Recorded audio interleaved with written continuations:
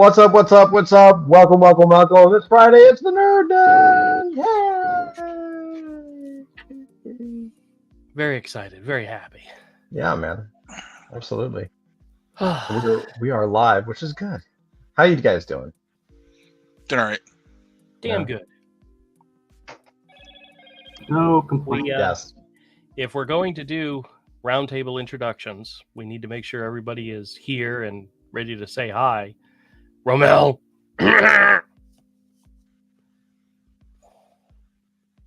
Romel's not here. He was on This the is phone doing with great. somebody. This is He doing great. put us on mute for a minute because he was talking to somebody on the phone. He may not be off the phone yet. No, that's Yeah. okay. We'll just again we can bootstrap. We know how to do intros. We'll bootstrap an intro in next week. It's fine. Okay. All right. It's fine. I still can't comment in the chat, so who gives a shit? It's fine. I am a very What's that? big fish in a sea of air. Good. Now I'm Good like day, everybody. I'm practicing my intros. I plan on saying like the most whacked out Zen stuff I can think of, and so people will think I'm either profound or stoned or both. I tried commenting. It says this comment has failed to post to Clever Era. Right. Mine says YouTube doesn't Yep. support comments on private videos. So Ah. Yeah. Does that mean I'm The checking video is private. I mean, I don't think so. I'm watching it right now on YouTube, so it's not private. All right. Well, I think Yeah, they just can't comment.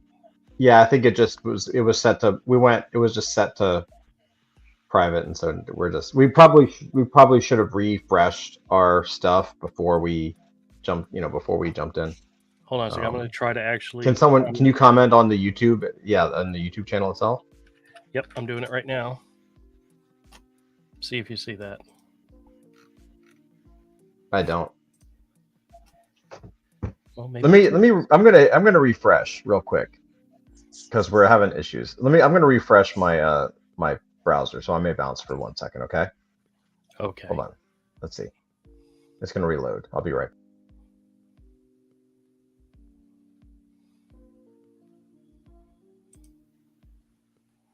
He's gone. Party on, dudes. Yeah, gone. Let's see. MGM.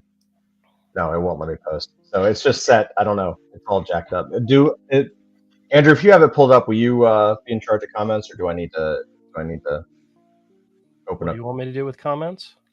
Well, if somebody comments, we should know. I'm not going to be able to see it. Okay. Well, I commented on the live stream and I see it, but it's not showing up on StreamYard. So Yeah. I don't know what to tell you. Cool. It's okay. How you guys doing? We don't need no stinking comments. Comments would be nice. Well, It's just it's just hard. you But it's It's okay. all We're my fault. already losing people because we're just talking about comments. It's fine. Yeah, it's all my fault. I just got a little bit lazy and didn't want to create a new video for today and delete yesterday's stream. That's where it all went wrong. Dusty, I don't want to throw out blame, but dude, you're failing. You're failing. I know, Andrew. I expect You better know, out of you, man. I've tried really, really hard in life, and I just can't get it right. I know. It's that Dusty's awesome. Shut up. It's that California attitude, that laid back, I don't really have to try to achieve attitude, and I mean, sometimes you just get paid for, just showing up. So yeah. Wait, paid? Yeah. Who's getting paid for this shit? All right, let's talk about some nerd stuff. So we were talking about generators. I'm actually curious about this because I bought this week, with the port stuff going crazy and the longshoreman stuff. Shortest strike in history, by the way. But Was it over already? Yeah. Magically, they woke up and realized that it might actually hurt someone's candidacy, and magically, it's been patched until January 15th. Sounds about right. So right after the election's over and probably there's a president, then they'll go on strike again. Just to just don't do it right now. Do it next. Good job, New Jersey.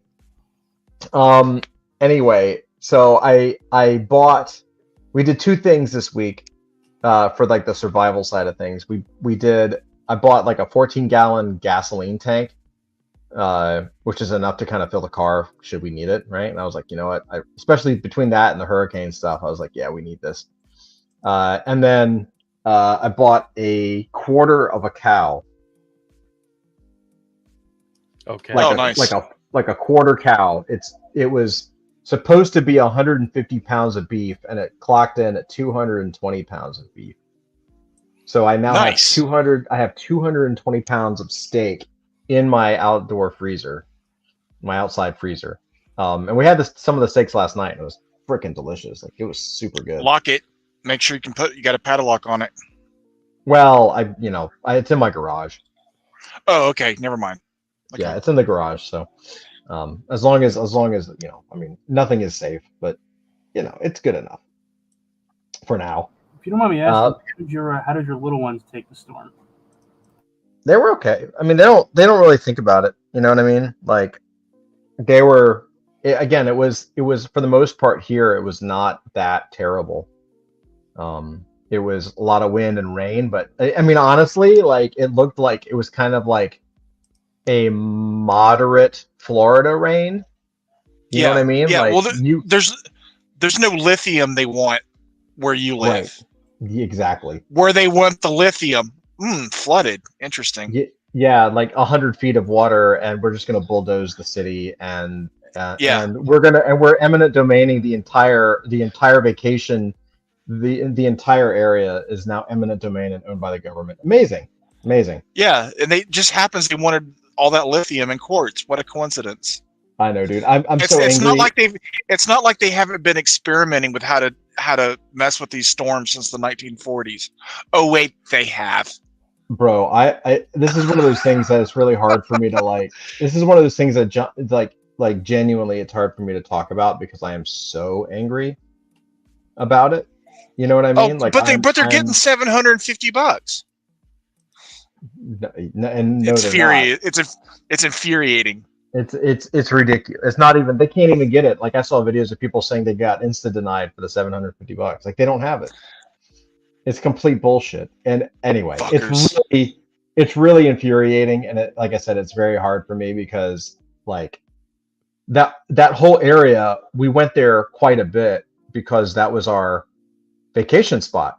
Like, I was dating. Oh, wow. I had a plan, like Banner Elk, Chimney Rock, the Highlands, like the whole area is like just drop dead gorgeous. Like, fucking it was fucking paradise. It was so pretty, and it was also not like as backwoods as you think. Like, there were nice restaurants and bars and shops and all kinds of, it was tourist stuff. Yeah.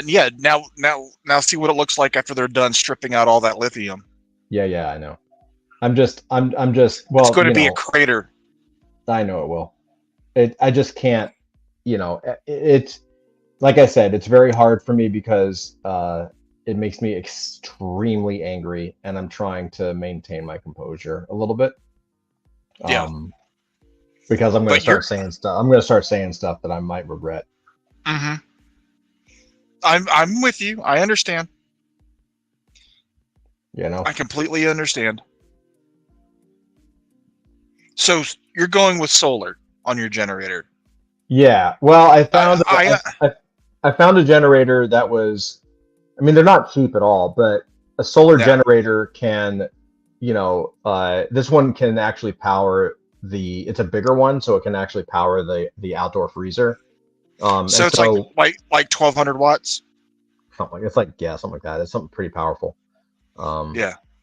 And so I might get one. I'm gonna try to save up for two, but it's several $1,000s, so I don't know if I can do that. But in a perfect world, I would have two: one purely for the outdoor freezer, and then one for the indoor fridge, and it can also power like 80 other things at the same time. So, well, I don't know what wattage they come in at in the solar, because I've been looking at the dual fuel because I want one that can use gas or propane, and I'll use propane because if you use regular gas that has ethanol and you store your generator with that gas in there, it will destroy the generator. Yeah, you have to use marine gas. I was going to mention that after one of the hurricanes that came through here, and my wife's grandmother, hey Doc, was out of power for 7 days straight. Her son went out and bought her a generator, which she kept in the garage in the storage shed. Yes, and there was some gas in it.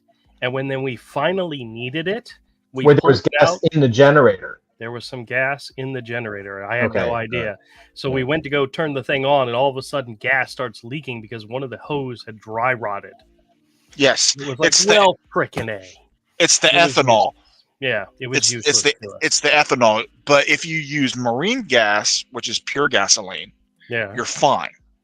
Or you buy a dual fuel and use propane. You're fine. Or diesel.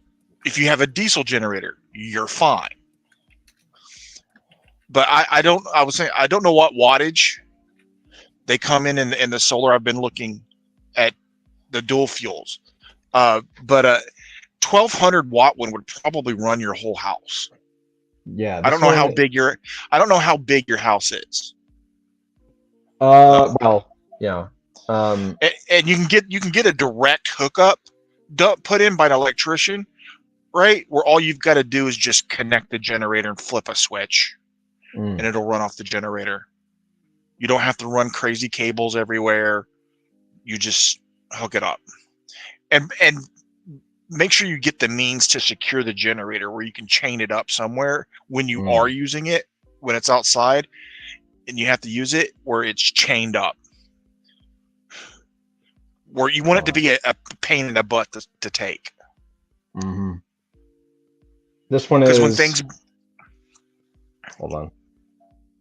Oh, you're looking up? Yeah, it's like $3,000, but it does. Shit, what was the wattage on it? Darn it! Hold on.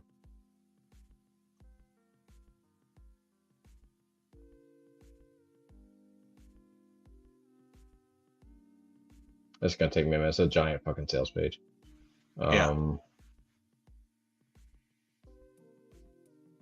Yeah, keep talking. It's gonna take me a minute. What's up? So what's up, Doc? How you doing? I'm fine. How are you? All you East Coastians. Did you ever find your laptop? Yeah, I did actually. Really? Yeah. Oh, fantastic! Yeah, fantastic, dude. Yeah, I left it at the airport in the smoking lounge. Oh, so not in the taxi? No, it was in the smoking lounge, and thankfully, I probably wouldn't have got it otherwise. I mean, I paid some third-party service to look for it. Then the taxi people called me like, "We have your bag," and it's totally not it. But yeah, left it in the airport. Thankfully, Singapore is amazing for that kind of stuff, and all good though. A couple days of worry, but did the taxi cab company say, "We found your bag"? Is there a reward? Yeah, no, just the wrong one. No, it was actually really cool. The place I was staying, the hotel, they employed their little network, and they really tried to help out a lot for what they could do, which I really appreciated, which you don't get everywhere clearly. But so at the level of service there was really impressive. Just a little boutique spot, a little off the beaten path, but it was really nice. So I did. Thank you for asking. I appreciate that. How was your homes and hurricanes? And I missed all that conversation. Okay, good. No problems. Just a little win. Okay, good. Well, for me in Florida, Avery had a whole different experience. Yeah. Did you get your butt kicked? Yeah. There's still parts of this area that don't have power and internet and stuff yet. Yeah. It's bad. Yeah, I've been monitoring it all. Yeah, it's pretty crazy. Did you get your $750? No. Oh my god, dude! It's $750. We were just talking about that, man. Fuck the government. I can make more than that down at the truck stop on a busy night. So can I. Fuck that. That's the sad thing. Romel's Yeah. smile tells me that he knows exactly what that's like. Ramel, dude, look at you, man. I haven't seen you for like a hot minute. You got a beard. You look like John Shaft. Hey, I gotta do something to throw the FBI off. All right. From what I understand, sex with changes work. No, yeah, all right. No, with the storm, unfortunately, my job was undamaged, so I had to go in. That sucked. So I'm like driving to work like that next day, and it's like trees and shit all over the road. And I'm like, fuck, why am I going to work? Right. I get to my job and it's still standing. I'm like, I did that once when I worked at a Citibank. There was a storm coming, and it was when I was young and wasn't paying attention.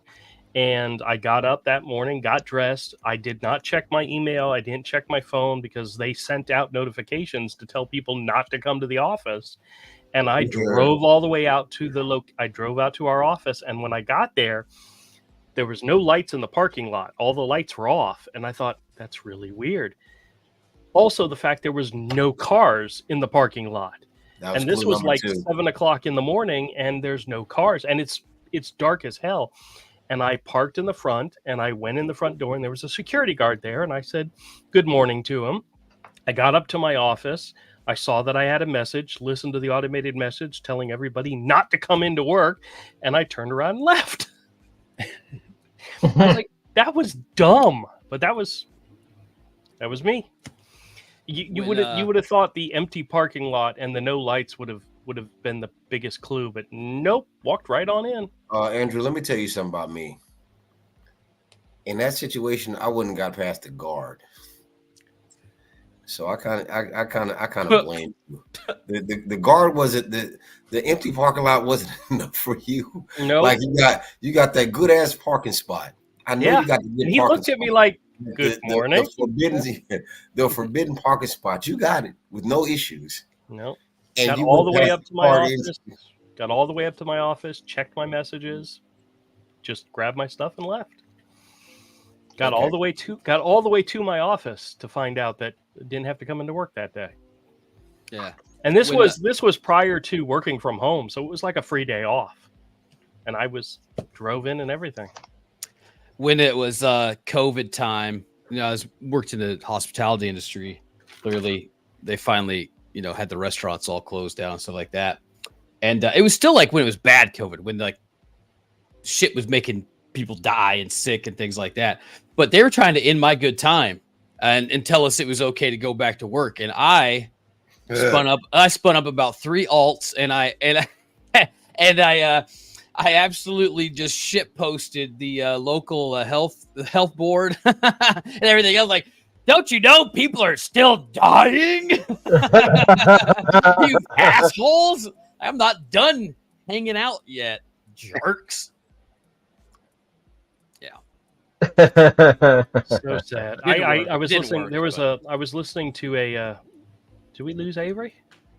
I was listening to a comedian on XM radio today because I was listening to one of the comedy thing, and he's like telling everybody he was doing his stand up, and he says, smart people will continue to use COVID for years to come to get out of doing things they don't want to do. Somebody invites you to their kid's first birthday party. Oh, I'm sorry, I can't make it. I got COVID. I tested positive, and they're like, it's been like 8 years. Nobody gets sick anymore. He says there's like only 2 cases in all of the state. He says, yep, and I'm one of them. I'm thinking, man, I got how COVID. many people are going to use that? I got COVID after I came back from Las Vegas, dude. It whooped my ass. Yeah, not like way back, but I was like, it kicked my butt pretty good. Now, was this Singapore COVID? No, this is before that. Okay. After the last one, yeah. I was going to say Singapore COVID to kill you, man. No, I came back sick from that too, dude. I think I got it on the airplane. It all manifested on the airplane ride because it's like it's like a full day of travel basically. I went in there feeling fine. By the time my wife picked me up, I'm like coughing and hacking and sneezing. Don't you know that's how the zombie apocalypse start? Dude, I've seen the movies. I know. Yeah, that was straight. That was a page out of Outbreak. Yeah, 12 Monkeys. Was the Singapore Airlines pretty? Like, I hear those airplanes are actually pretty nice. I can't afford that shit, man. I can't afford that shit. What are you talking about? He was flying Spirit. Come on. I have flown on Singapore Airlines before though. Last year when I went to Singapore and then I went to the Philippines, and yeah, it's nice. Even their older planes, and like they serve you like a really nice dinner, even in economy with real metal silverware and stuff like that. Makes you feel special. Wow. But yeah. Almost like you're paying for it. Yeah. First class though on those are like insane, but they're also, you know, $15,000 for a flight, you know. Are they really that expensive? Yeah, oh, dude, yes, absolutely. Wow. If I would have gone from economy to even just economy plus, that would have been the difference between about 1,500 to 6,000. Then from that to business, where you have, and it's not the full lay down stuff. Well, on this flight they didn't have like the private cabin thing, but that, you know, you're getting into 10 grand at least. Oh my god, dude. Yeah, it's too, why at that point just fucking get a private jet, man. Yeah. No, I'm cheap. I'm always stuck in the back in the middle of the crowd. Try not to pee my pants because I don't want to wake anybody up in the middle of a flight. Actually, I don't. I'm like, get up. I just warn them. You just get up. I just warn them like I got to get up between every snack service and meal so I can go secretly vape in the bathroom. No, one of my fears within flying is just like when I eat at night, I get real gassy. Bro, so I'm in sleep. It's like, you know, when I'm on a crowded plane, shit, I'm liable to fucking kill somebody. Dude, I'm telling you what, after a good crypto convention and a week's worth of partying, I won't wish my worst enemy to sit next to me on the ride home.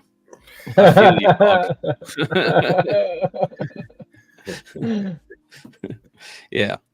Well, Todd, there's your first two segments. Great. And more travel. Yeah. Excellent. Wow. Welcome to the show, everybody. Yeah. Let's talk nerd stuff now, man. All right, man. What's been going on in nerd stuff? Nerd week? Talking about planes. Shitty. When it comes to pandemics, it seems like planes are like the cheat code for writing a pandemic. You ever notice that? Because like movie, I think Outbreak did it. Well, they didn't. Well, they had an element of it, but it wasn't just widespread pandemic. They did it really good. But he said 12 Monkeys was pandemic. What's the other one? Well, if you remember in Dawn of the Planet of the Apes, it was the guy on the airplane. Yeah, that was a good one. Yeah. Confined space, recycled air, perfect for spreading germs. Yeah, guys, I just had. Oh my gosh, what if this is more zombie, but you could play the pandemic thing. What if here's the scenario, all right? Las Vegas, Halloween, whorehouse. A guy goes in and he does the prostitute who's dressed up like a zombie, but plot twist, they accidentally are really a zombie, and that's 0.0. See, you had Rommel at whore. Yeah, you did. Plot twist, she really is one. It's definitely writable. Let's do it. No, but the guy would have to be like really, really, really drunk, like shit face. That's why I put it. That's why I said Vegas. Well, yeah. Well, yay. There you go. What was that strippers zombie movie? Yeah, that's what. Is there a real one like that? I think so. Oh, I didn't know. Zombie strippers, something like that. It's one of those Tubi or something like that. Well, the Zack Snyder. Hey, Carrots, how you doing, buddy? Recent Dead movie was in Las Vegas. Yeah, no, Day of the Dead or Army of the Dead or something. No, it was that wasn't it. It was shit, I can't remember the name of it. But yeah, They did Dawn of the Dead. Dawn of the wasn't Dead. Dawn of the Dead. No, it wasn't that. Y'all got me going to Google right now. Oh, wait, I know which one you're talking about now, and I can't remember the name of it either. It's the one with the zombie tiger. Yeah, which made no fucking sense. Mm-hmm. So I got just to put a little teaser out there. I was trolling through YouTube, and I found a little teaser. I thought he was going to take his shorts off.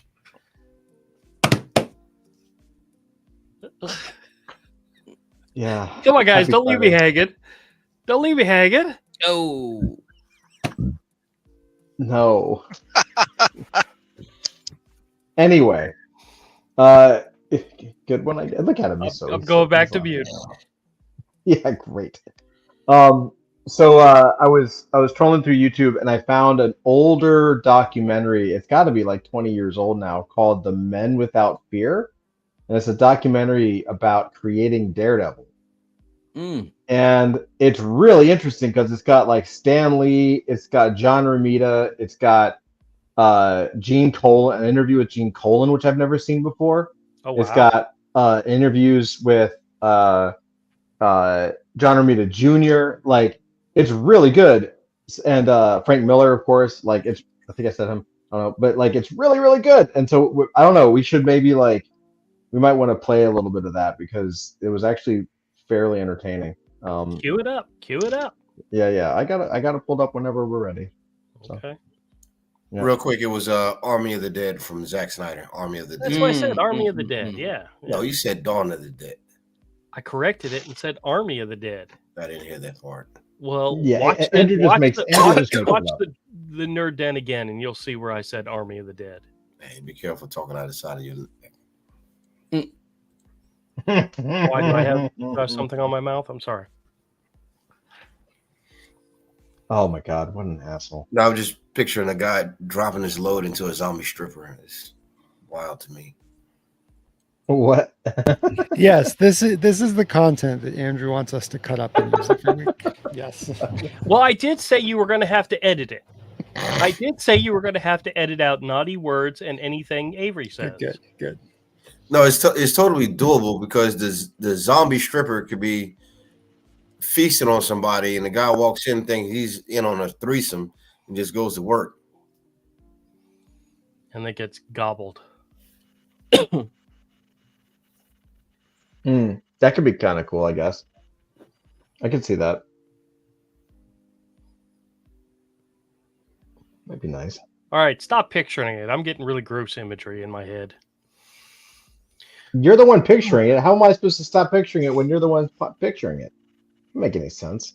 I just see an image of a guy with the zombie, in front of him, and she's like trying to reach him, and he's just doing his thing, and then another guy comes in and goes, oh, tries to get into it, and gets pieces bitten off of him. All right, so great, Andrew. That's wonderful. So hey everybody, you know what it's time for? It's time for Comics with Andrew. Andrew, show us some stuff. Oh, well, hell. I was telling you guys a story yesterday about some dollar comics that I picked up, and I picked up one comic that got me so excited. And I can share it with you if you like. I would love that. Yeah. All right. Well, as you guys know, I'm a big Batgirl fan. Probably one of my all-time favorite characters. It's a weird fetish. Yeah. Yeah, it's a weird fetish. I don't know what it is. But which Batgirl? The Barbara Gordon Batgirl? There is only one Batgirl. Really? And her name is Barbara Gordon, and she's a redhead. Period. There is no other Batgirl. He doesn't accept other Batgirls. Do not accept it. Well, this was the issue that I picked up. It is Detective Comics issue number 369.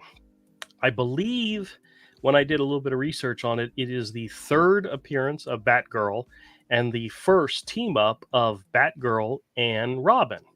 Now, this is from I forgot what it is, 1960 something, 67, something like that. It's, really old.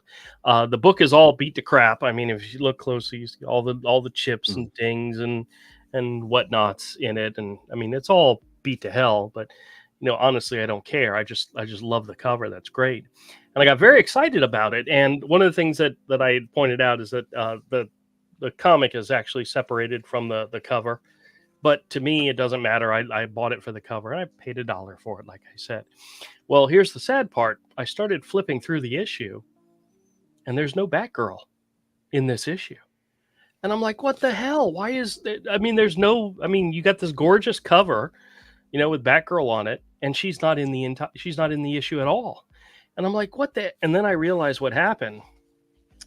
The interior is actually from a Batman issue 207. It's not from Detective Comics 369. Somebody took I don't know if they took the cover off or they found a comic with no cover and then just shoved it in here and just stuck it in the dollar bin like that. And I'm like, so even if I wanted to grade it just for my own personal collection, just to put up on the wall, they're not going to grade this. This is not going to get it's going to get no grade whatsoever because of the fact the interior doesn't match the cover. It's like an incomplete comic. So it would get an NG grade, which is no grade at all. And so I'm looking into getting like a comic holder, a plastic comic holder to put it in and then put it up on my wall because it's not going to get graded. But I was so excited to have this gorgeous issue and check out the advertisements on the inside cover. There's this one here. It says Super Friends, yeah. The best of DC on TV. There's an advertisement for that. And That's for cool. the Batman and Robin show.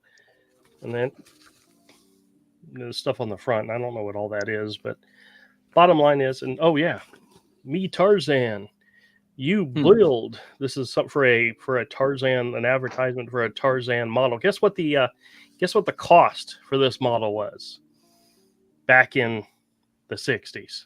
$2.99. $1.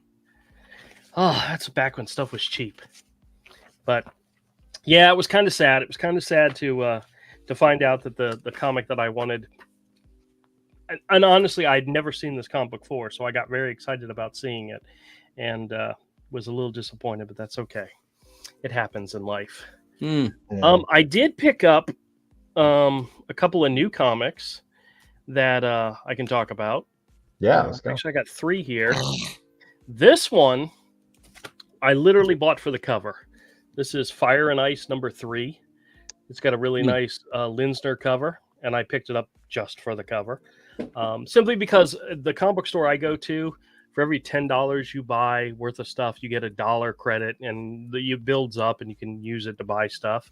And so if I find a couple of comics and it only comes to $8 or $9, it's either I'm not going to buy it or I got to throw something else in there. This was my throw it in there just for the heck of it. But it's written by Bill Willingham, which is the guy that does Fables, and the art is by Fernando Manco, and it's gorgeous art. The interior art is gorgeous. I don't know why people aren't talking about this book. It's just gorgeous stuff. But Fire and Ice is classic as well. Yeah, it's some nice stuff. Another thing I bought was recommended to me. You guys are familiar with Daniel Warren Johnson. He actually wrote this series. It's a new series from Image Comics called The Moon is Following Us. How is that? Is it good? I started reading it and I stopped and then just started flipping through the pictures because there was a lot of word balloons. There was a lot of talking in it. And to be honest with you, the art is by Riley Rossmo, and I like his stuff. I like Daniel Warren Johnson better, but Riley kind of did a good impersonation of Daniel Warren Johnson here. He kind of changed his art style to kind of match that. But the story is interesting. You've got this husband and wife team that are in this fantasy world, and you thinking to yourself, okay, they're like inside of a video game. They're playing a video game, and they're trying to find their daughter. And at the end of the first issue, you find out that in the real world, their daughter's right there with them, but she's lost in a dream. So they're actually going into her fantasy, into her dreams to try to find her. So it's not. I thought it was like video games or reality or alternate reality world. It's not. It's a dream, but it's pretty cool. I mean, the art's it's worth. I will pick up the second issue to see how it goes, but it's no Murder Falcon, to be honest with you, but it does have that emotional tug when you get to the end, so it's worth checking out. And the last thing I picked up, there was a couple other things that I picked. Oh, glasses. That I picked up, but this was another one. It's the DC All-In Special. This is the one that introduces the Absolute Batman, Wonder Woman, and Superman. They each get a couple of pages in here. Nothing to to give you an idea of what the stories are going to be like, but it's just a glimpse of what's going on. But it's a flip book where one half it's all in DC, the other half it's the Absolute world, and it revolves around Darkseid. And there's an interesting splash page in the middle connecting the two universes together. And I won't spoil it for you unless you guys want to know. But I mean, if anybody's picked it up and flipped to the middle page, they know what's going on. But it sounds interesting. For if you were a hardcore DC fan, this might be exciting to you, what's happening in this. But for a general comic fan, you might look at it and go, okay. Darkseid is always a big baddie. And in this one, he's still a big baddie. There's nothing new there. But he's got a quote unquote new army to go after the DC universe with. And for longtime DC fans, it could be very exciting. Do you want to see the splash page? You want me to spoil it for you? Yeah, I don't care. Yeah, sure. All right. Let's go. Hey, you don't talk it up, you might as well splash it. That's what she said. The other side is the DC called universe. Classic. Yeah. So you got when you got the it's reverse, but this is the splash page in the middle where it says to be continued across the Absolute universe, and it says to be continued across the DC universe. But apparently Dark Horse has his own Legion of Superheroes. He's converted the Legion of Superheroes into his army. I don't know. You mean Darkseid? Yes. Yeah, he said Dark Horse. I was like, Dark Horse? No, Dark Horse. Darkseid. So this is all you see. That's a cool shot. I like that shot. That's really good drawing. You see a lot of the main Legion of superheroes. Like there's a Brainiac, there's Timberwolf, there's all the different characters, but they're all the army of Darkseid now, which is kind of cool. That's a cool idea. If you're a DC fan, that could be interesting. But for a general fan, who gives what does it matter? Nobody gives a shit. Nobody except maybe my brother-in-law has a connection to the Legion of Superheroes because that was one of his favorite books as a kid. If you shouldn't have that 20 years ago, I'd be all over that. Yeah, exactly. There was a time when Legion of Superheroes was it was mature and it was popular, and then they did nothing with it, and it just exists. So, yeah, I mean, it'd be hard for me to get into because, if I were just oh, this looks interesting, but I don't know anything enough about these characters to give a shit. Oh, and I did get one new CGC book this week, and it was just one, but it was for my own personal collection. Yeah, it was one I did not have. Let me see if okay. All right. I told you guys before that I'm trying to work. There's specific titles that I'm trying to get a complete set of CGC graded books, and one of the ones that I kind of am collecting almost by default because I'd gotten several of them at some point. So now I'm trying to complete a run. I think there's 19 issues in the run, but we have the Eternals. This is from 1976. This is Eternals #1. I previously had a 6.5 copy, which I sold, and I was able to pick up an 8.0 copy. This is issue 1. And then this is issue... These aren't all the ones I have. They're just the first ones I was able to grab. Issue number 2, which I have a 9.2 copy of issue number 2. That's actually a pretty nice copy. And then I had a 9.0 copy of issue number 4, which has the first appearance of Cersei on the cover. Her actual first appearance was in issue number 3, which I did not have until this week. This is a 9.2 copy of the first appearance of Cersei. Can you actually tell the difference between the 9.0 and the 9.2 just by looking at it? Not really. not really.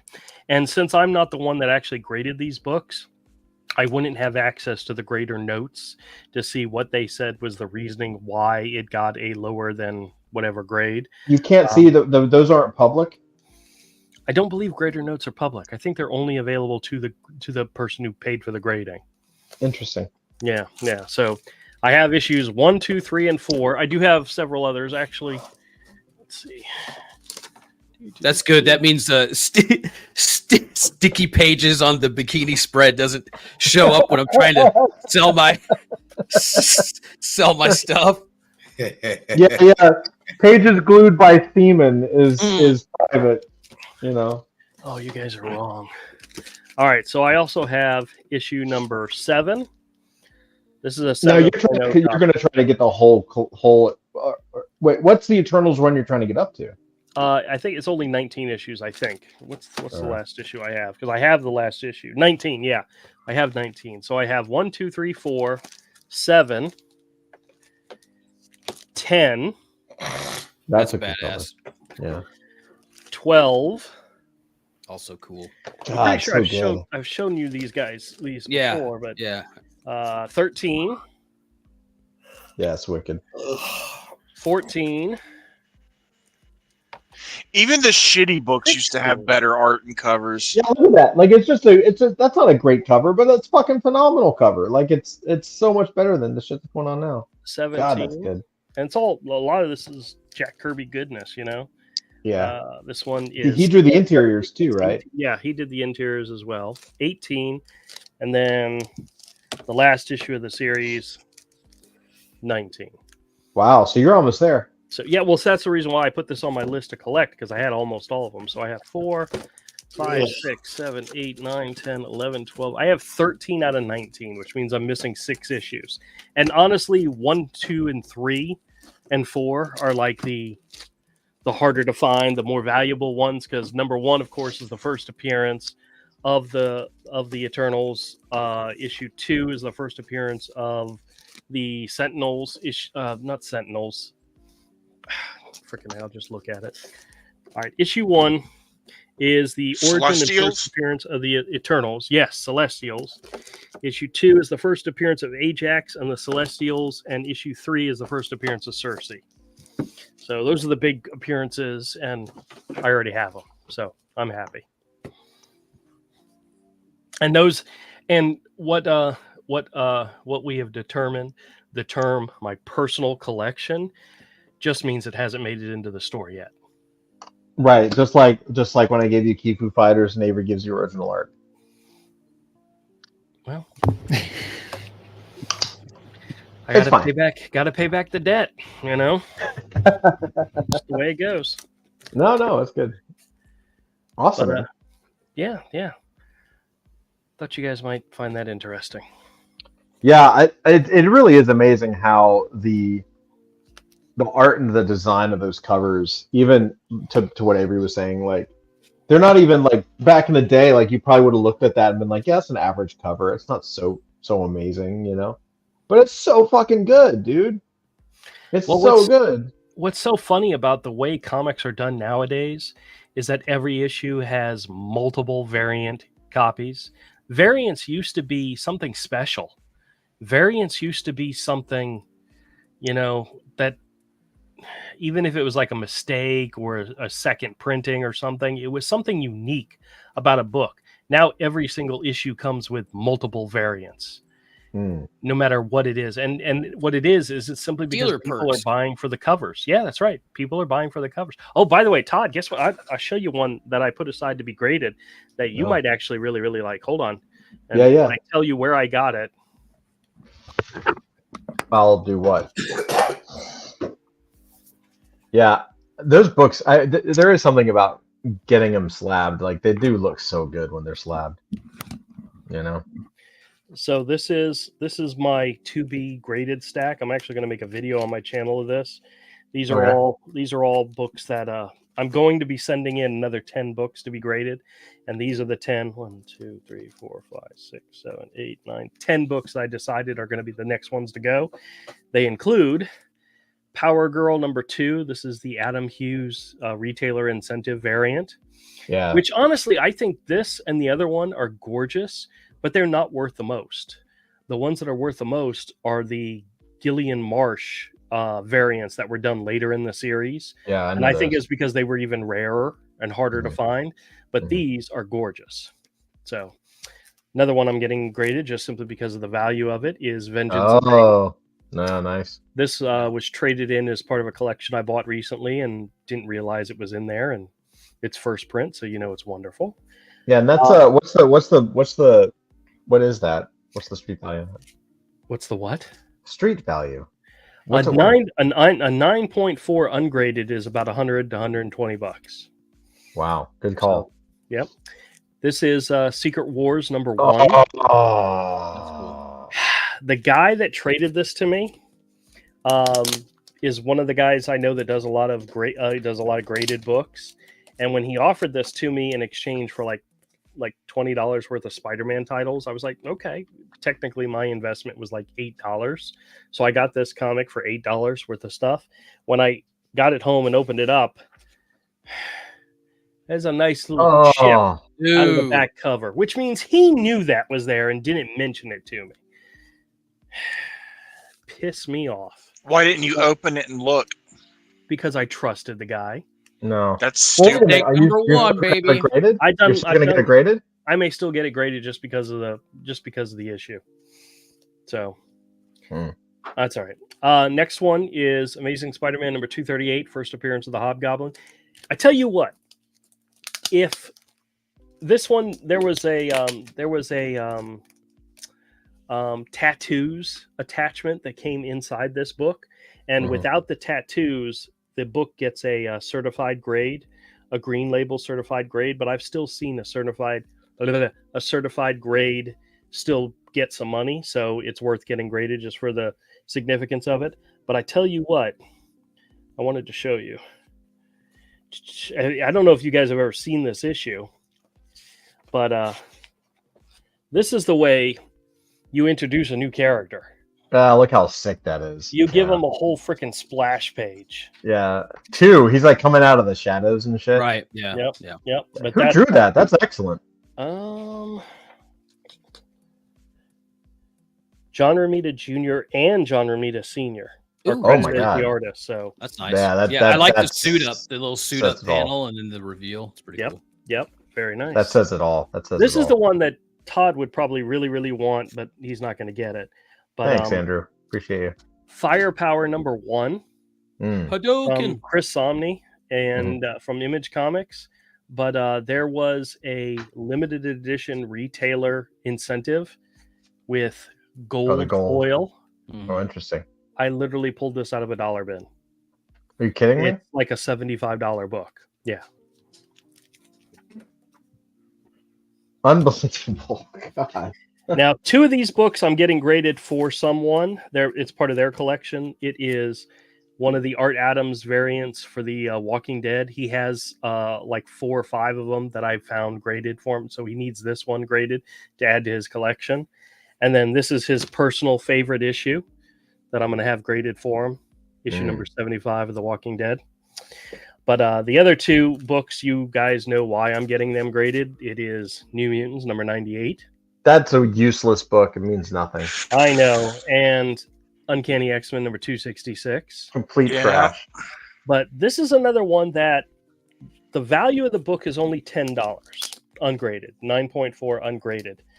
But it has some rather interesting significance comic-wise by itself.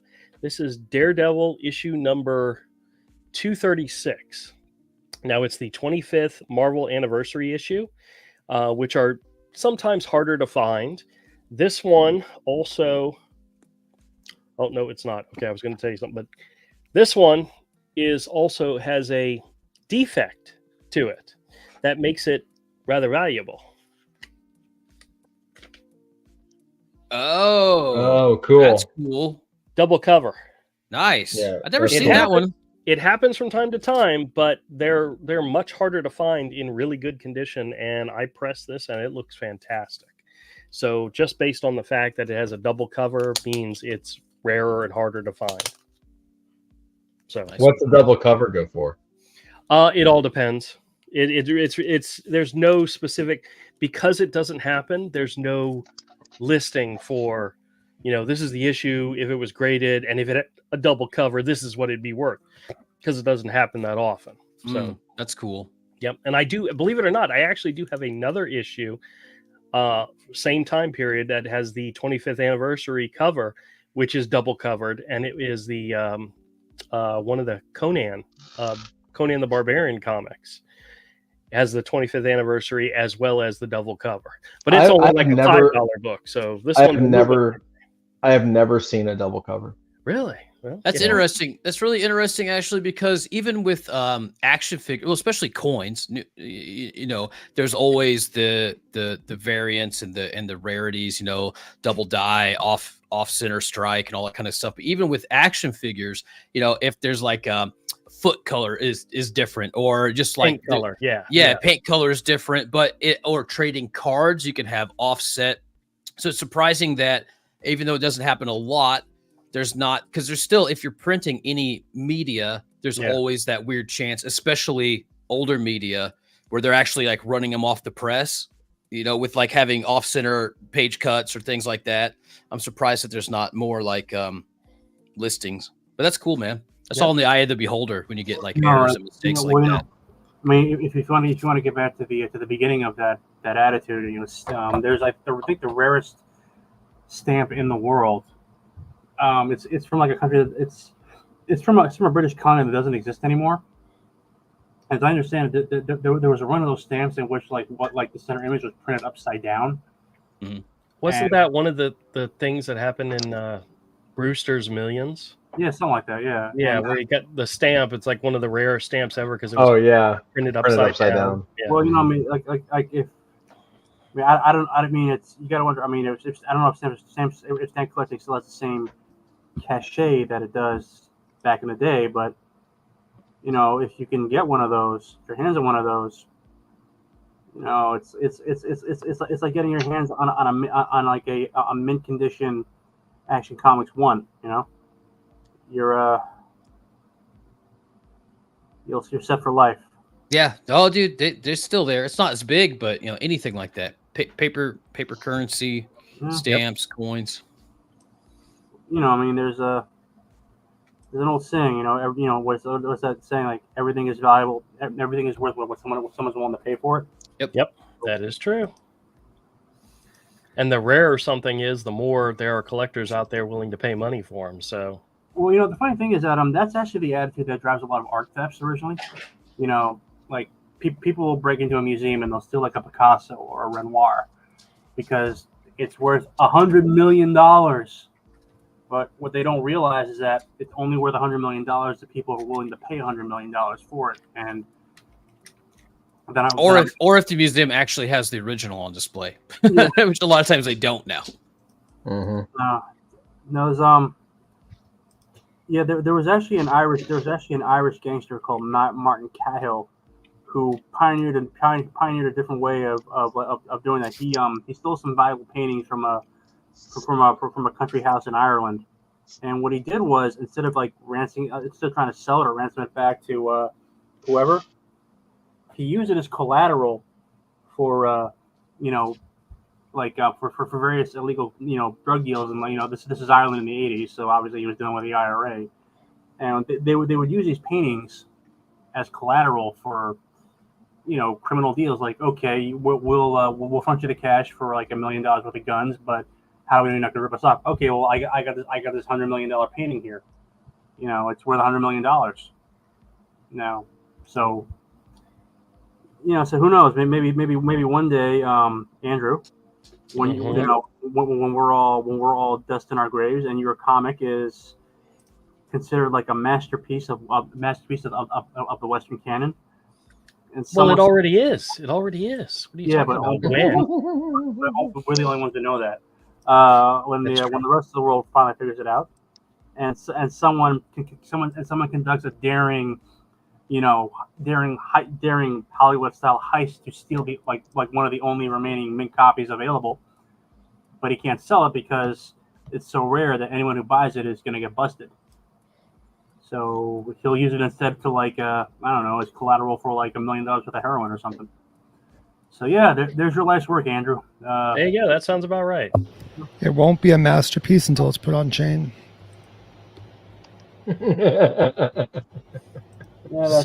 So glad Dusty chimes in every now and then. Thanks, Andrew. To make it relevant.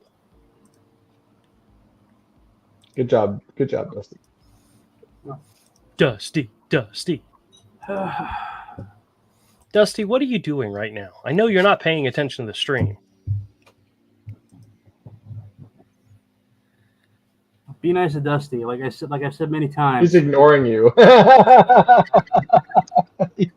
be nice to Dusty. When he's the next Elon Musk and he has like six different children from like four different pop stars, we can all say we knew him back in the days when he was just a mere mortal. When he names his kids letters of the alphabet. Yeah. Not even letters, punctuation. Just Exclamation point. This is left parentheses. This is right parentheses. No. The next stage of that is gonna do what Prince did back in the day, and name them like an unpronounceable sign. Smartest move ever. One of my favorite lines from a Batman comic was that Batman says to somebody, "Then this is my plan 2," and the person looked at him weird and said, "Plan 2? You mean, wouldn't it be Plan B?" And Batman looks at him and says, "No, I name my plans by numbers because I don't want you to think I only have 26 of them." Oh. Dusty would have to name his kids 1, 2, 3. I'll be right back. I thought that was going to be like a who's on first thing, like 2. Yeah, I was getting ready for it. Yeah. Oh God. Well, good. I'm glad we got that out of the way. Yeah. So I've got. I wanted. There's Avery. Good. Let me get him back in here. Avery, your internet okay, buddy? He still might be logging in. He's still muted. That's all right. But yeah, I've got this Gene Colan interview and a couple other interviews that could be fun to watch. Maybe I'll wait for Andrew to get back. Just remember, if we stream anything else whatsoever, there's a non-zero chance we'll get pulled down immediately. What if it is streaming something that was made simply because there was no copyright? Because I have a clip of a zombie movie that I was thinking of when we were talking about all this shit. Well, I'll also say this: do you think, Dusty, if this thing was uploaded to YouTube 15 years ago? I have no idea, but we've watched old like 80s movies. What do you call it? Trailers, and we've been kicked before, and they took the stream down. So I'm not sure. I mean, we could try it. I mean, worst case, the stream goes down, and then we'll just put it back up. It's fine. Yeah, right. It should be okay, right? And we'll get a strike and a temporary ban, and it's fine. All right, let's see what we got. Avery keeps dipping out, poor guy. Here, hold on. And it's still like in the old. I mean, it's 15 years ago. It was uploaded 15 years ago, so it's probably like a 20-year-old thing. But it still kind of has that old school like zoom pow kind of thing going for it. So let me this is for Avery because I know Avery's gonna want to see this if he can. I'll go share it with him later. Let's see, share screen. Okay, so this is the Stanley one.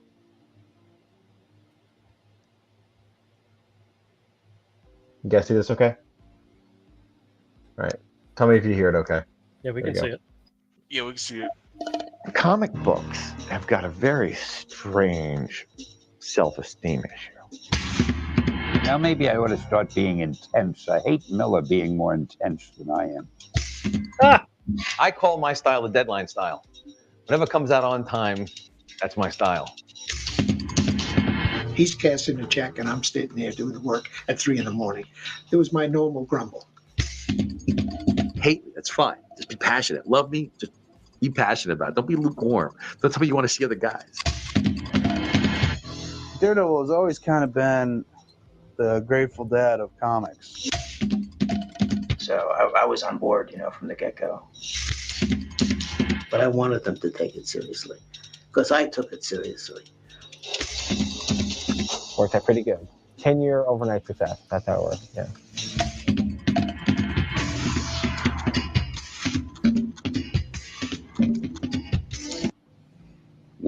When we first did Daredevil, I said to myself, here's Bill, who had created the Submariner. He's one of the great talents in our business. And as far as I know, he isn't doing anything. I've got to dream something up for him. And a number of people had written articles in different papers and magazines about the fact that all of our heroes, all the ones that I had come up with, were flawed. So I thought, well, I got to find a guy with another flaw. That seems to be what turns people on. Strangely enough, I was afraid that there might be a negative reaction to a blind superhero, primarily among blind people. I felt they would feel, what's this guy trying to do? We can't do things like that. Is this some sort of a parody? And I was nervous about it. And then I was amazed to find we got more fan mail in the beginning from charities for the blind. They said that the people that we're involved with are so grateful that there is a blind superhero, and they love that idea. And oh man, what a relief that was for me. It felt good to get that kind of mail. It's a funny thing about Daredevil's costume. It started out being yellow, and I really am no authority on what color costumes should be. I used to leave that really to the people who did the coloring in our office. And a lot of people said, we don't like the yellow costume. So being a man who makes very profound decisions, I said, okay, how about red? Now that, I hate to disillusion people, but that is the amount of intensive study and thought and research and focus group meetings that we had in determining a color of a costume. People have said to me, did you ever imagine that Daredevil would last for 40 years? In all honesty, I never thought about it with any of our characters because it's hard to describe, but in the days that we were doing all these superheroes, when we started them, all that we were concerned about was that the books would sell. So we were so involved and occupied with making every issue as good or better than the last, that the thought of what will these be like in 40 years, it never occurred to me. And I doubt that any of the guys was thinking of it at that time. What I always tried to do with Marvel was make it seem like a club, like an inner group that we knew about and the outside world wasn't even aware of. If you read Marvel, you were on the inside, you were hip. And it was sort of an exclusive thing, limited just to Marvel readers. And I tried to talk to the readers as if they were friends, not readers, so that not only, hopefully, did they enjoy the stories, but they enjoyed being part of the Marvel mystique, you might say. And I'm probably making it sound much more profound than it really was, but that's the way I looked at it. I wanted people to be aware of Marvel, and I wanted people to know about the mysticism and the magic and the Marvelness of Marvel. And they say if you build a better mousetrap, The world will be the path to your door, but the world will only do that if it knows the mousetrap exists. And I didn't want us to be doing these books in a vacuum because, comic books had no advertising budget, no promotion. There were no ads on television, on the radio, and newspapers. You just printed your comic book and it was out there. And I was sort of like Joan of Arc. I was on a crusade, a mission to let the world know about the marvelous world of Marvel. So in that sense, I guess I was a little bit of a huckster. To me, placing the dialogue balloons was very important because it's part of the artwork. A lot of people don't realize that. They just shove the dialogue wherever they have room. But here's a panel with an illustration. And you have space that's empty and space that's filled with line work. When you put a dialogue balloon in with a pointer or a sound effect or a caption along the top or the side or the bottom, you're contributing to the artwork. That, in essence, becomes part of the illustration. I spent more time deciding where the dialogue balloons would go than I spent writing the dialogue. Writing the dialogue was easy. Sometimes I couldn't put too much humor in the story itself because it was a highly dramatic story and you don't want to break the mood. But I tried in things like the credits, and I wrote all those things. I wouldn't let anybody else touch them for years. Every credit was different than the one before. And I think I had more fun dreaming up those little gags for all the credits than anything else that I did, because I love writing humor. One thing I tried to do was always use a normal vocabulary in our stories. If I wanted to use a word like cataclysmic or any word that belonged, I would. And it occurred to me that if kids were interested in a story and they came across a word that they didn't understand, they would learn what it meant just through its use in the sentence by osmosis, so to speak. Or if they had to go to the dictionary and look it up, that's not the worst thing that could happen. I was one of the luckiest guys in the world because I worked with the most talented artists you could ever find anywhere. Colan, Romita, Bill Everett, Wally Wood.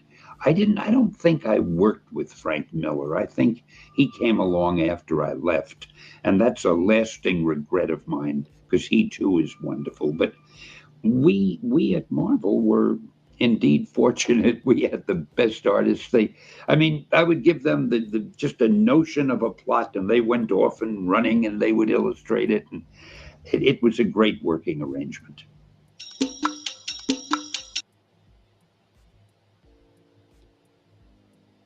That's cool. Isn't that cool? It's Stan Lee gets a lot of crap nowadays from the Kirby Crew Believers and all that. Mm-hmm. I gotta say, there wouldn't be a Marvel without him. I mean, everything needs a hype man, and he was the best hype man who ever lived. He was up there for sure. Like what do you guys? And this is for you guys. What do you guys want to listen to next? Do you want to do John Romita Sr. or do you want to do Gene Colan or Frank Miller? Or do you want to do some Daredevil trivia? Oh yeah, sure, whatever. All right. Everybody knows that Daredevil, when he first appeared in Daredevil #1, was in the yellow and red outfit. What issue of Daredevil did he was the first appearance of the red costume?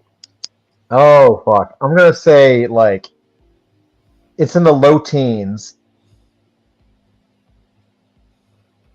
I'm gonna say 14. Anybody else have a guess? Mm-mm. The answer to the question would be issue #7. Really? I thought it was in the teens. Nope, issue #7. Wow. It That's actually they showed the cover in that issue where he's fighting Namor. Oh. Issue #1 of Daredevil was the first appearance of Daredevil, Foggy Nelson, and Karen Page. But do you know which villains appeared in issue number 3 and 4? Significant villains. Issue number 5 was the first appearance of the Matador, but who the hell cares about the Matador? Daredevil, 2 significant villains. Issue number 3 was the first appearance and origin of the Owl, who was who's later known more as he's known as a Daredevil villain, but he's also a Spider-Man villain. But guess whose first appearance was in issue number 4 of Daredevil? And I'll give you a hint. He was in the Marvel shows on Netflix. I'm not gonna say, if I tell you which one, you'll know who it is, but he was a significant bad guy in the Marvel shows on Netflix. I don't know. The Purple Man. Oh yeah, that was the Doctor Who played him, right? Yep. Yeah. David Tennant. His first appearance was in Daredevil number 4. I had no idea. That's so freaking awesome. That is pretty cool. Do you know who else appeared in the Daredevil TV series on Netflix whose first appearances was in the early issues of Daredevil? Matter of fact, it was Daredevil number 18. Whose first appearance was then? Kingpin? Nope. Kingpin actually first appeared in Amazing Spider-Man. Spider-Man. He was a Spider-Man villain. He was a Spider-Man villain. I actually got a question about that, but I'll wait till we're done. Issue 18 of Daredevil was the first appearance and origin of the Gladiator, who appeared in the Daredevil TV series. He was the guy. He had been retired from villainy, and he was the costume designer that Matt Murdock was introduced to and created the suit that he wears in the TV series. He was the bald-headed guy. He was the Gladiator in the comic series. Can I ask you a question, Andrew? Sure. See, I'm mostly a DC guy. So, when did Daredevil migrate from Spider-Man to? When did the Kingpin migrate from Spider-Man to Daredevil? Because I know we started out as as part of Spider-Man's Rose Gallery, but I think anyone who's really familiar with the character today is going to associate him with. Honestly, I think it was around the time of the Frank Miller storylines, because he was a main player in some of the Frank Miller storylines. I believe Frank Miller actually talks. I believe in that interview, I think Frank Miller talks about bringing in Kingpin. Yeah. Because I know, like the Daredevil movie in the '90s, the one with Ben Affleck, which you know is what it is. They had Michael Clark Duncan as Kingpin, who despite the race swap, I think is actually one of the better portrayals because it's Michael Clark Duncan. I mean, you just put him on a screen and he's just that charismatic, and his death is a major loss. Mm-hmm. I mean, I like the version of Kingpin that was in the Netflix TV series, because that felt like more true to the comics, at least what I've read of him. The one that was in Hawkeye, where they had him wearing a Hawaiian shirt, it just didn't work for me. It just felt like they were turning him into kind of like a joke, But again, that whole series was kind of a joke. Yeah. Although, to be fair, Haley Steinfeld and Jeremy Renner did their best to carry it, but. Do any of you know what was the first appearance of Bullseye in Daredevil? Issue number 131 is his first appearance. And Bullseye is probably Daredevil's Joker. If I had to name anybody who is his greatest nemesis, it would have to be Bullseye. Bullseye is, he's right up there. I mean, he's always been a tormentor of Deadpool. So, I mean, not Deadpool, Daredevil. Does anybody know the first appearance of Elektra? I was just going to ask that, actually. It was issue number 168. And you want to know one of the significance of that issue? They misspelled her name on the cover. They put a C in it where it doesn't have a C. Now, I know you guys probably know the answer to this question. Who killed Elektra? Bullseye? Bullseye. That's right. That's right. Yeah. Hey, can I ask your opinion on something, everyone? What do you think about the fact that Bullseye never showed up in either the Marvel or Disney shows? He just kind of felt cheated. At least that's how I thought of it. Actually, no, he was in. He was in there. He He was was introduced in the Yeah. in He the was there. Netflix show. Mm-hmm. Really? Wasn't he in Punisher? Yeah. Oh, yeah. Well, he never donned a costume, but he was one of the SWAT guys who started working for Kingpin, and his whole thing was he never missed. So, yeah, if you rewatch, I believe it's I'm fairly certain it's the Bullseye. It's the Punisher series.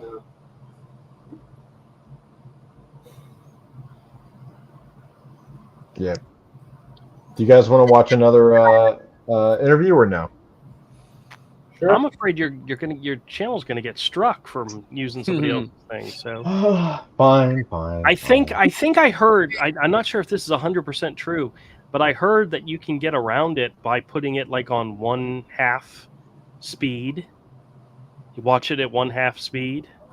Well, that's kind of weird. Yeah, it just speeds it up, and Yeah, I because don't know they if that- process by the. That's why a lot of stuff will get reversed, cropped, or slightly sped up to get around all that stuff. Yeah. Well, hey guys, yeah. I'm sorry, I gotta go. My wife, I'm being called home. So, hi Doc. Okay. we got, Have a good night, got children that will not go to bed. Happy So, Friday. Yeah, happy Friday, guys. I'll see you later. Bye. Later, buddy. Bye. Bye. All right, nerd argument time. Who is the greatest Daredevil artist ever? David Mazzucchelli. I'm gonna go with Frank Miller.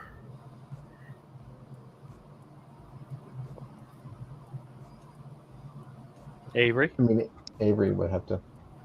Don't care. He might not. Oh, I swore I thought he was going to go Gene Colan. You know he doesn't care. He doesn't care about anything. No. I think modern Daredevil, Joe Quesada, and classic Daredevil, Junior. Well, yeah, no, I will. My two all-time favorite runs are the John Romita Jr. Daredevil run and the Mazzucchelli run. So I absolutely could see the Romita Jr. run being top. I'll take that. Yeah, those are my favorite comics, dude. I don't know. He just. I'm just scrolling through covers. I mean, Lee Weeks was fantastic. Lee Weeks' run is excellent. Yeah, McDaniel had a pretty good run on there, but I don't know if I would consider him a favorite. Alex Maleev's is pretty fucking good.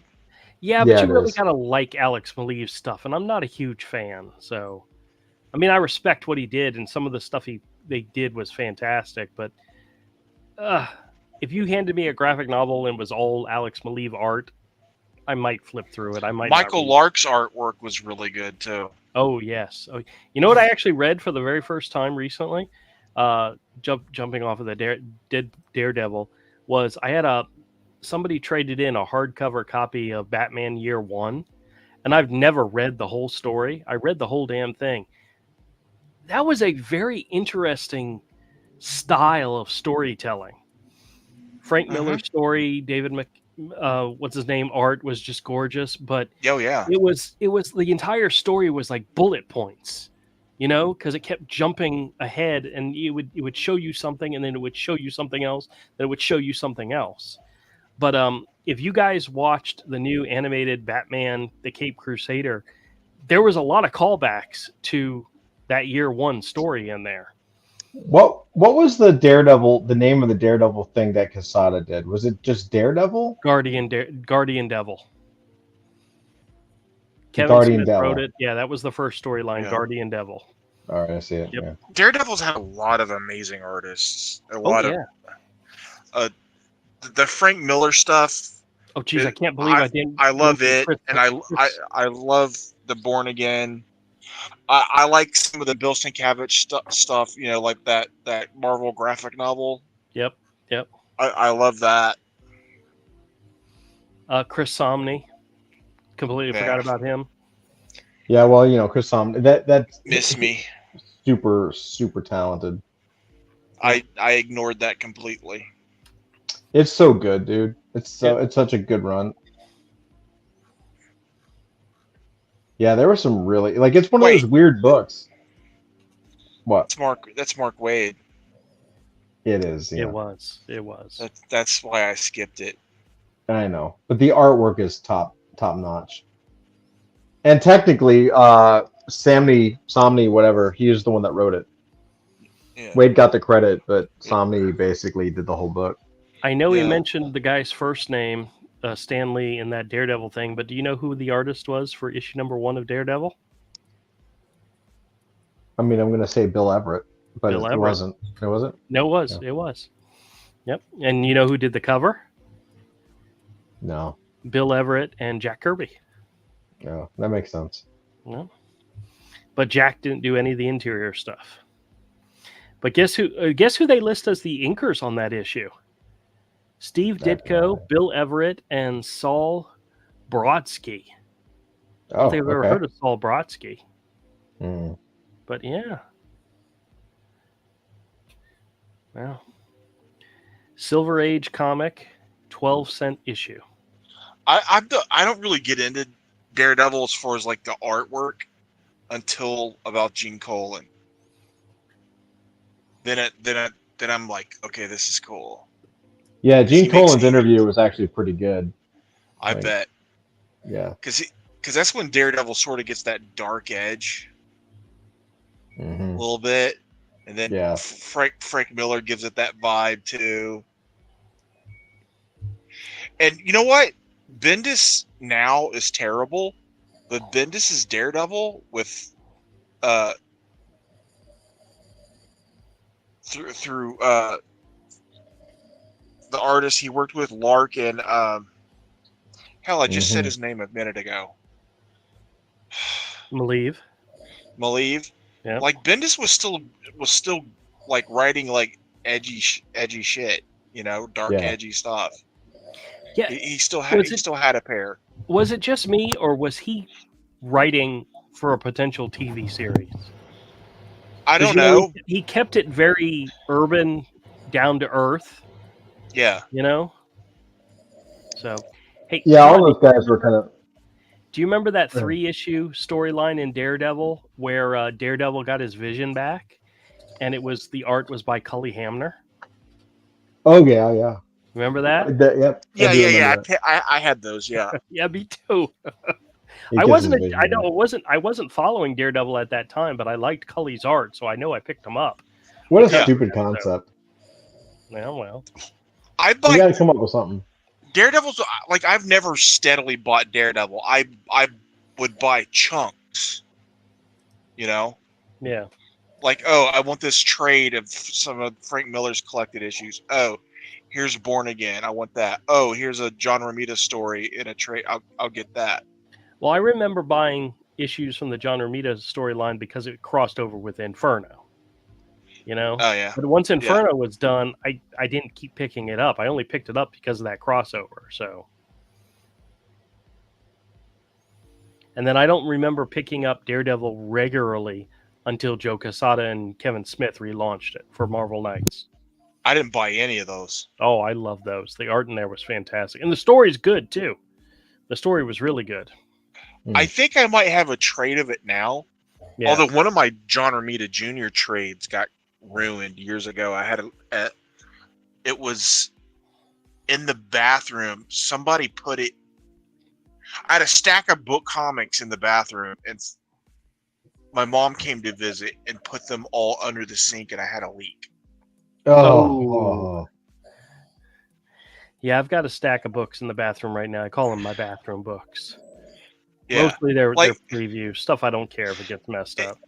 It's a trade. I don't care about the value. I just wanted it to be readable. Right. And it was like one of those books I bought for like $5 at Barnes and Noble. It's not going to be. It's never going to be an expensive trade to replace.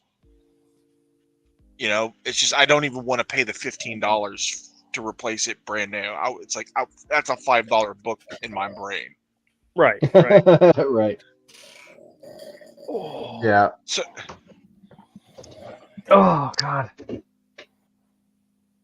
Trying to say, I didn't buy any. I haven't not gotten a new book lately. Although I went to Ollie's the other day and I realized I think they have I picked up all of the volumes of Preacher. I picked up like 4 volumes of Preacher, and I think they got the other ones in. So I need to go pick them up. oh, nice. But now they have all the hardcovers, so now I'm like, well, maybe I should pick up the hardcovers.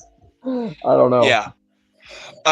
There's somebody on YouTube that did a motion comic reading of Preacher, the entire series. So you can find that series and just listen to it. I think I'm the one weirdo in the world that likes motion comics because it's like audiobooks for comic books because they tried it and it didn't go over, but I love it. Oh, I can't stand it. There's somebody that took the motion comics they did of the Ashley Wood comics and they put it on the Metal Gear game of the special release of an anniversary edition, and they're both together, so it's like 5 hours of Ashley Wood artwork, voice acted by people from the game. That's kind of cool. I'll just put that on and just listen. Look up every once in a while. Ooh, Ashley Wood art. Just put. I'm okay with it. It doesn't bother me that it's like that limited animation. I don't give a shit. If it's artwork I like and the voice acting's just decent, it just has to be decent. I'm fine with it. Is Romeo sleeping? Sounds like it. Right. Yep. Wait, hold on. Shh. Hold on.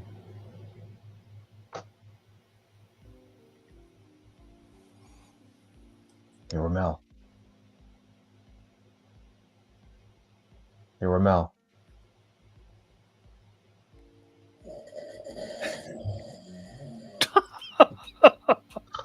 Rock-a-bye, baby. Ramel!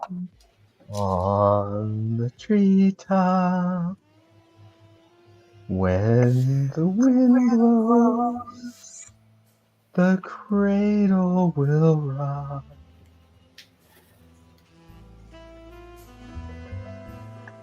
It'd be so much more funnier if his camera was on, Wait, what? What?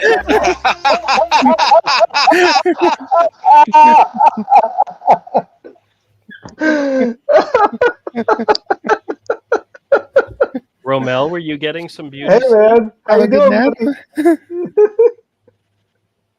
You know what? I'm gonna leave my camera off. We heard you snoring, buddy. Seriously? Yeah. Yes. I was singing to you. It was great. Remember that one time in Atlanta where we were up visiting you? Oh no. And Romel was sleeping in, and we were trying to get him to wake up. And I had the video camera, and while he was laying in the bed, I pulled out my belt. No, we're not going there, Andrew. That didn't happen. There's a video out there somewhere. I just never found it. Yeah, no. Glad you didn't. No, we're not talking about that one. No, do share. No, Funny how he didn't react to getting beat with a belt while he was sleeping. Oh God. Just my back was starting to bother me, so I laid on the floor, and I guess I got too comfortable. Yeah, you sleep with your ass in the air for some reason. Yeah, Andrew. Where are you going, Andrew? Ain't no party like a Diddy party.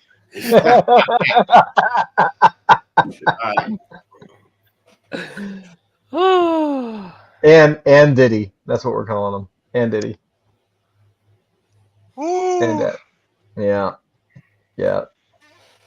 Anyway. Well, shit, man. Happy Friday, guys. Drew Diddy. Well. You think that guy's gonna make it to trial? Yeah, I believe so. I don't know, man. I totally expect him to get Epstein.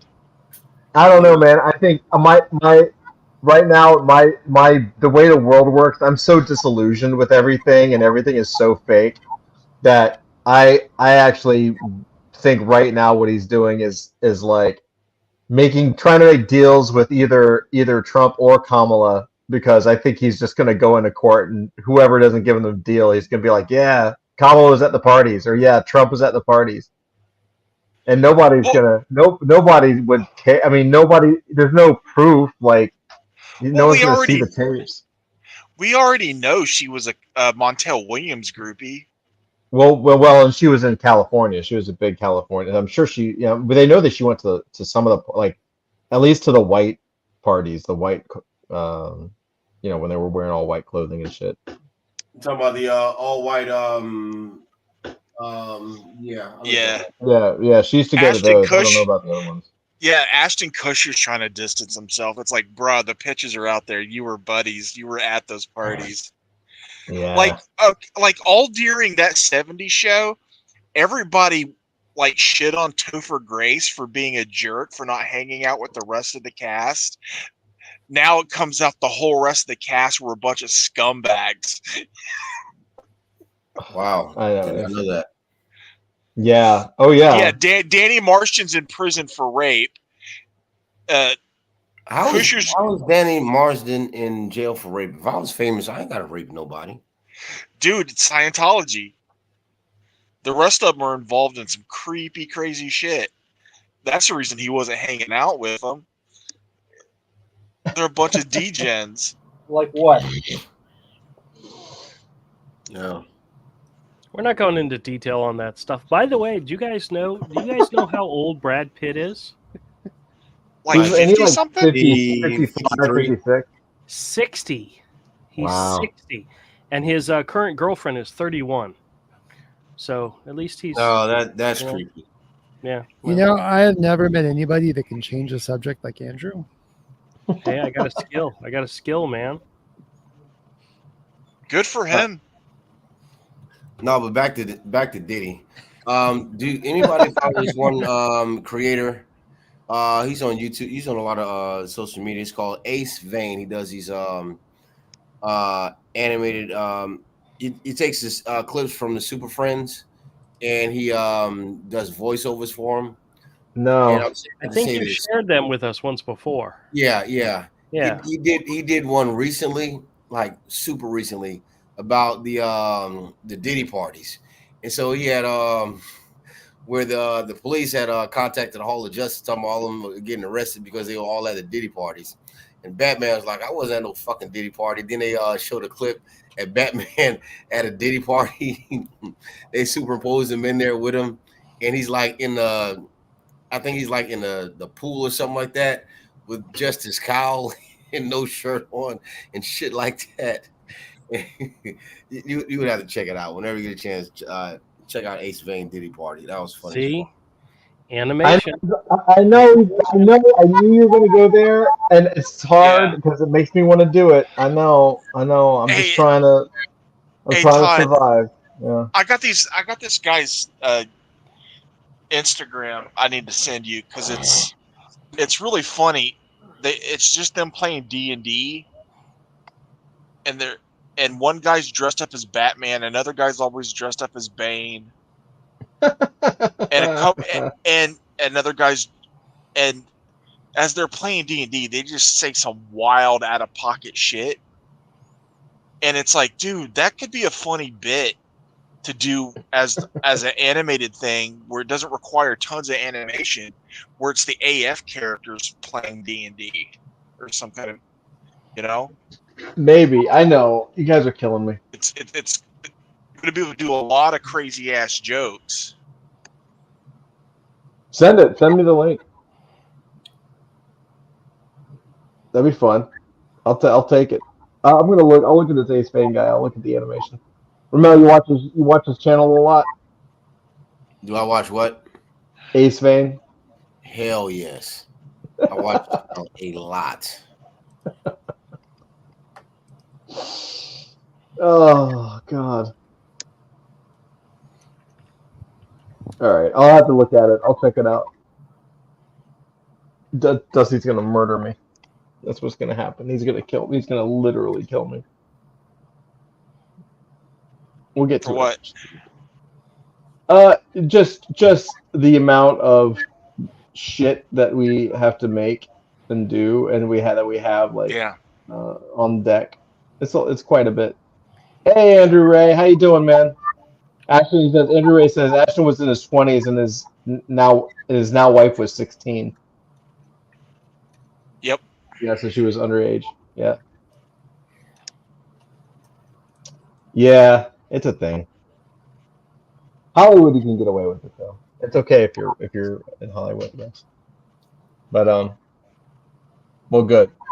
Anyway, guys, love you all, and happy Friday. Yep. Yay. Yeah. You guys gonna have a good weekend? Oh yeah. Yeah, gonna live stream tomorrow at 8:00 on my channel, Misfit Corner Scams. If anybody wants to come by and visit. Absolutely. Go do that. I send an invite to Todd every week, and he never shows. I know. Well, it's hard for me. It's difficult for me to get there. Yeah, I know. But all the dozens and dozens and dozens of other people that come every week, it's always fun. Todd, you probably wouldn't fit in. It's an older crowd, you know? So. That's true. Young guys like me have to. Yeah, the majority of us are talking about our grown children and how we're looking forward to grandchildren, and you know, I know you can't relate. No, I can't at all. Medicare scam calls, you know. You know you're old. You know you're getting old when you start getting the Medicare scam calls. So. Yeah, no, I haven't had to deal with that yet, so I'll get with that. Yep. I'm trying to keep myself healthy. We'll see. Health Doing my best. Health has nothing to do with it. I don't know. It is true though. Florida gets more scam calls than we do. It's all about your age. Yeah. Well, awesome. All right. Well, I love you, and have a good weekend. Happy Friday, and yeah. See you next time. Nerd Den. Like, subscribe, all that good stuff, and we will see you next week. All right. Until then, peace out. Bye.